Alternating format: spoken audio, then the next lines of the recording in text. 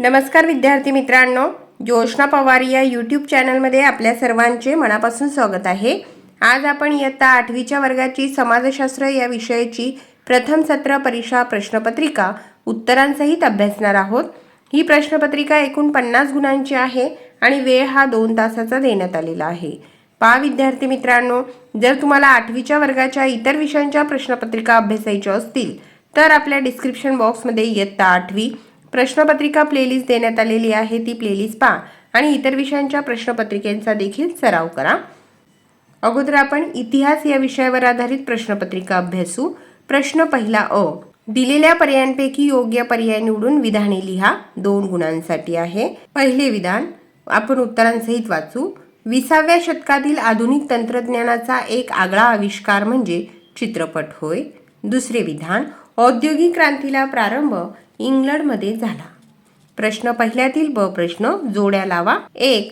आर्य समाज, त्याचा क पर्याय बरोबर आहे स्वामी दयानंद सरस्वती। 2.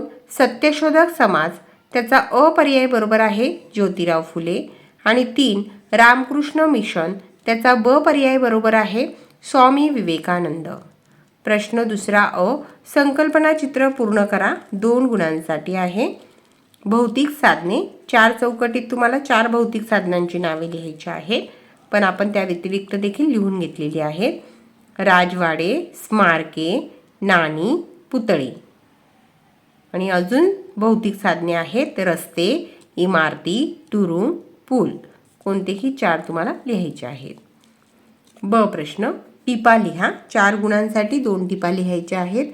पहिली टीप आहे छायाचित्रे।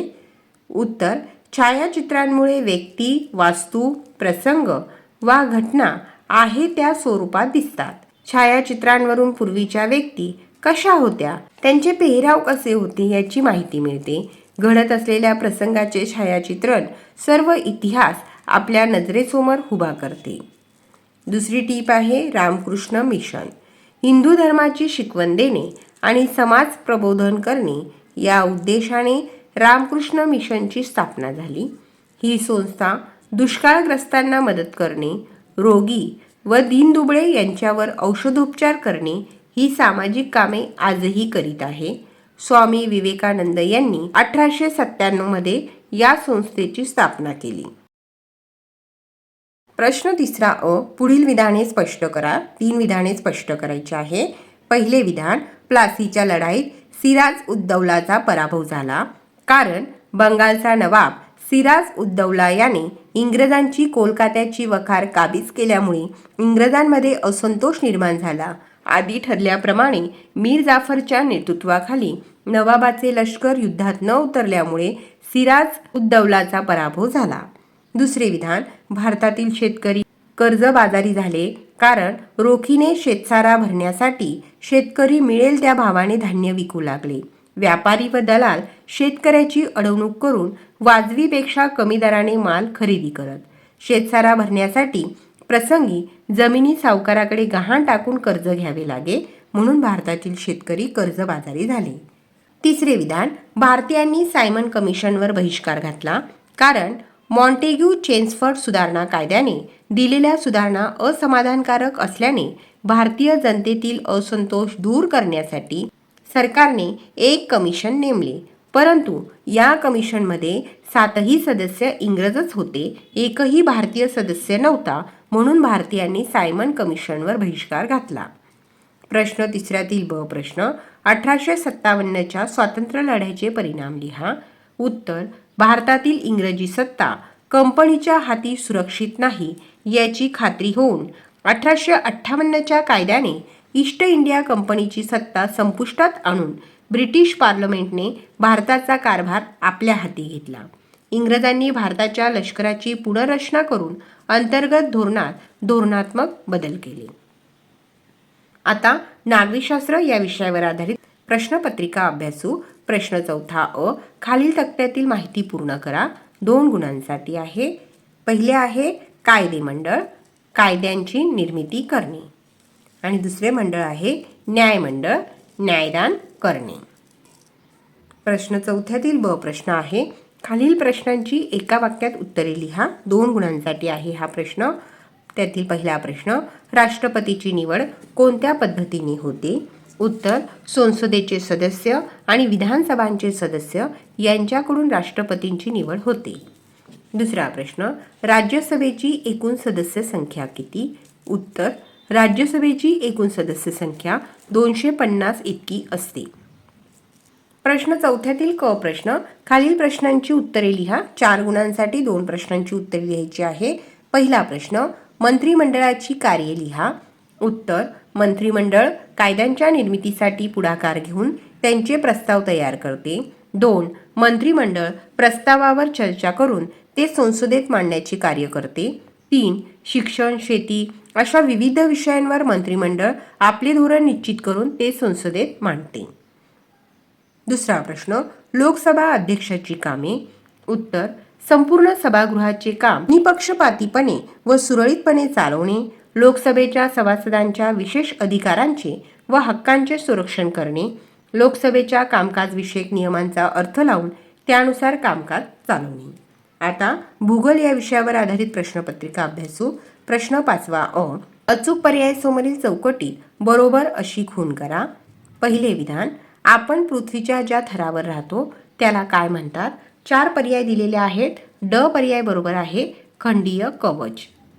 दुसरे विधान, मानव सागर तळ रचनेचा कोणता भाग प्रामुख्याने वापरतो? 4 पर्याय दिलेले आहेत. अ पर्याय बरोबर आहे, भूखंड मंच. प्रश्न 5व्यातील ब प्रश्न, चूक की बरोबर ते दुरुस्त करून लिहा. 2 गुणांसाठी आहे हा प्रश्न. पहिले विधान, बाह्य गाव्यातून दुय्यम लहरी जाऊ शकत नाही, बरोबर. आणि दुसरे विधान आहे, सागरी प्रवाह पाण्याला विशिष्ट दिशा व गती देतात, बरोबर. दोन्ही विधाने बरोबर आहेत. क प्रश्न, फरक स्पष्ट करा. आर्द्रता व ढग. 4 गुणांसाठी आहे हा प्रश्न. आर्द्रता. 1. हवेतील बाष्पामुळे हवेत प्राप्त झालेला ओलसरपणा म्हणजे हवेची आर्द्रता होय.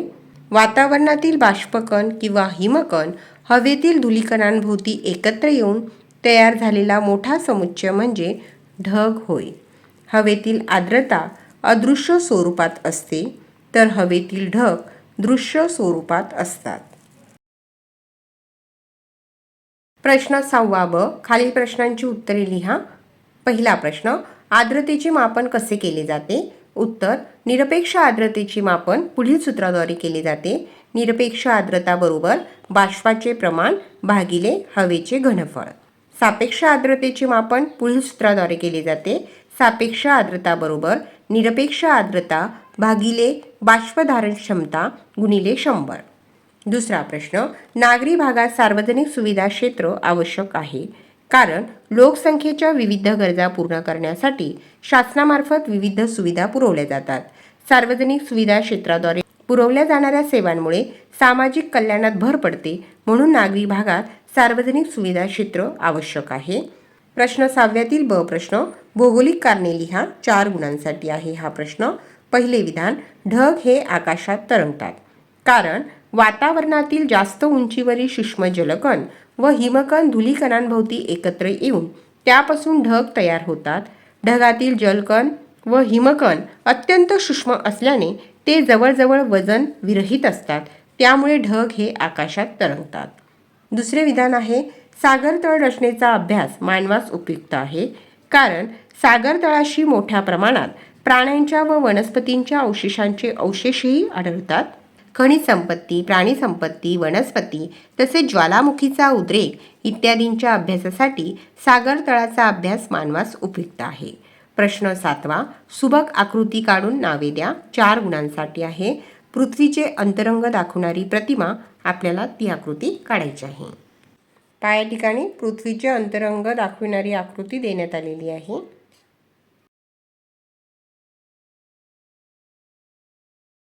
पहा विद्यार्थी मित्रांनो, या ठिकाणी आपण इयत्ता 8वीच्या वर्गाची समाजशास्त्र या विषयाची प्रथम सत्र परीक्षा प्रश्नपत्रिका उत्तरांसहित अभ्यासली. व्हिडिओ आवडल्यास व्हिडिओला लाईक करा आणि चॅनलला सबस्क्राईब करून ठेवा, जेणेकरून यापुढचे जे नवनवीन शैक्षणिक व्हिडिओ मी यूट्यूबवर टाकेन त्याची नोटिफिकेशन अगोदर तुमच्यापर्यंत पोहोचेल.